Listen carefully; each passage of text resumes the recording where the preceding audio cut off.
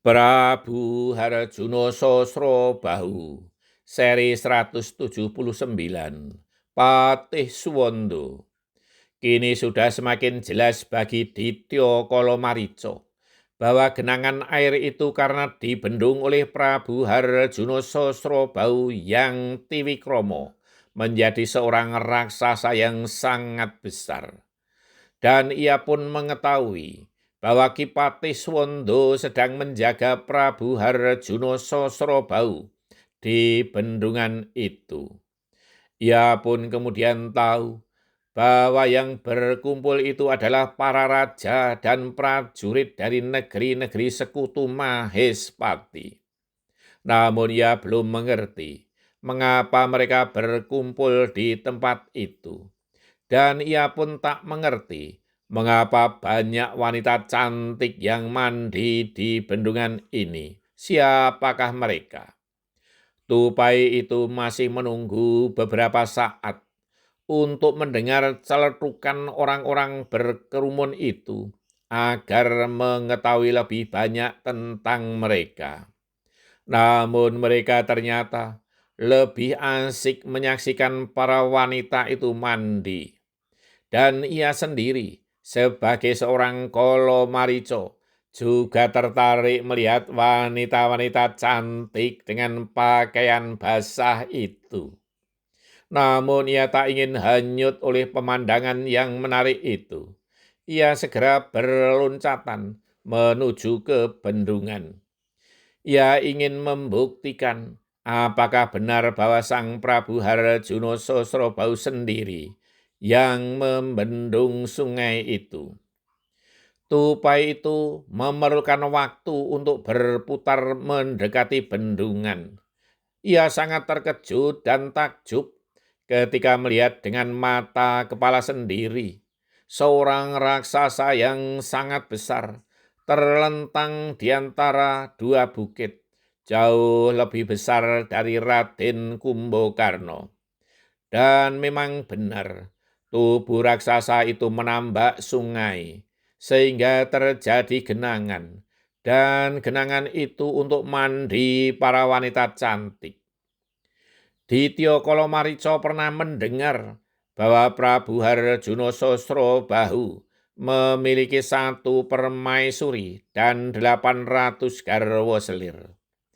Kemungkinan besar mereka adalah para istri selir dari Prabu Harjuno Sosrobahu. Batin Ditya Kalomarica. Ditya Kalomarica menyaksikan raksasa itu dari sisi kepala. Ia masih mencoba melihat di manakah orang yang dikatakan sebagai Ki Patih Suwondo berada. Ia sebagai seorang senopati telik sandi telah mendengar banyak tentang Patih itu, bahwa Patih Suwondo mampu mengimbangi kesaktian Prabu Harjuno Sosrobahu jika tidak Tiwikromo menjadi seorang raksasa. Dari kejauhan, ia kemudian melihat seseorang yang duduk dengan tenang, tak jauh dari telapak kaki Prabu Harjuno Sosrobahu.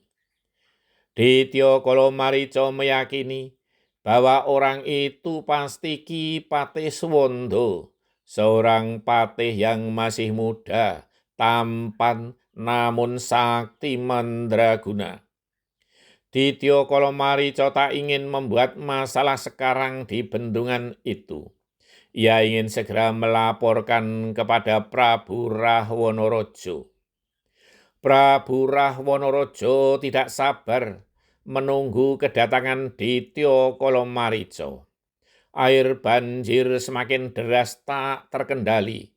Banyak perbekalan bahan makanan untuk pasukan yang tak terselamatkan. Namun akhirnya yang ditunggu datang juga.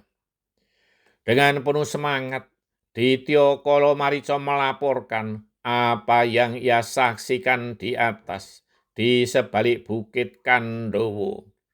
Bahkan laporannya banyak yang dibumbui untuk membangkitkan amarah Prabu Rahwanaraja. Nama Sang Prabu Rahwanaraja direndahkan. Negeri Alengkodiraja disepelekan. Yang aku dengar, Mahespati telah merencanakan akan menyerbu Alengkodiraja. Patiswanda dengan pongah mengatakan, tidak boleh ada Raja Gung Binatara di muka bumi ini selain Prabu Harjuna Sosrobahu. Berkata Ditya Kalamarica membakar Prabu Amrahwana Raja. Truhun keparat, Suwanda berani berkata demikian. Sekarang juga, ayo kita hancurkan Mahespati, teriak Prabu Rahwana-raja. Memang harus secepatnya kita serang Sang Prabu, tetapi tidak boleh gegabah. Kita serang sekarang dari arah atas dengan kekuatan penuh. Pasti mereka tidak siap sama sekali. Lanjut Ditya Kalamarica. Hayo sekarang serang Mahespati. Perintah Prabu Rahwana-raja. Maaf Sang Prabu, sebaiknya kita tidak gaduh. Kita serang mereka secara tiba-tiba agar kita memakan korban sebanyak-banyaknya dan di pihak kita tidak ada korban. Saran Ditya Kalamarica. Aku tidak takut, bentak Prabu Rahwana-raja. Benar, hamba percaya Sang Prabu tidak akan terkalahkan. Namun pasukan kita jangan sampai ada korban. Dan Sang Prabu tak perlu menghadapi para kroco-kroco negeri Mahespati.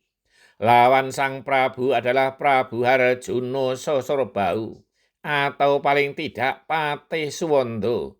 Lanjut Ditya Kalamarica bersambung.